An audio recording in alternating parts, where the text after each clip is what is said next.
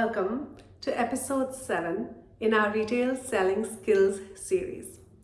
We're still part of the welcome phase of the selling flow with a customer. In episode 1 to 6, we learned how to forge a genuine connection with the customer, making eye contact, smiling, offering a warm greeting, and introducing yourself with impact. These were the skills that we covered. So you have learned how to make a smashing first impression.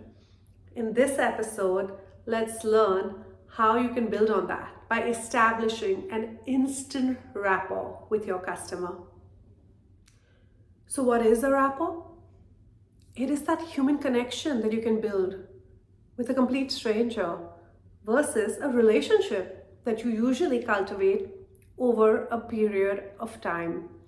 When you build that instant connection that you're not just salesperson and customer, but two human beings interacting, the entire interaction is so much more enjoyable. So why should you be building a rapport? Firstly, the person is going to trust you more once you've established a rapport. And they're more likely to trust the advice that you give them. The second point is that when you establish a rapport, it makes the other person comfortable. So they are more likely to open up and share their needs. And thirdly, who doesn't want to be remembered? Establish a rapport with the customer and you see that they will never forget you. In fact, when they come back to the store, they will ask to be attended by you. How do you go about building a rapport? Firstly, keep it very general.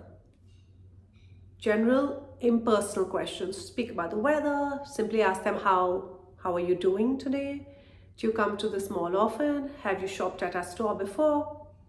Stay away from personal topics like religion or politics or their personal lives that can lead to any kind of controversy. So you just need a trigger question and then that general conversation will flow. So the banter should be friendly. When should you be building a rapport? Try to do it as soon as possible once you have greeted and introduced yourself. The earlier you can do it in the interaction, the easier the rest of the interaction is going to be. But I know there are some times when you don't get the opportunity because the customer is setting the pace of the interaction. So you can actually build a rapport at any point. Sometimes you may end up doing it at the billing desk.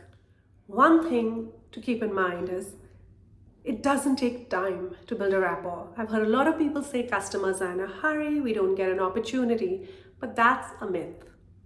Practice building rapport in less than 60 seconds with the taxi driver that you encounter, with that person in the elevator, and the more you do it, the more natural it will become.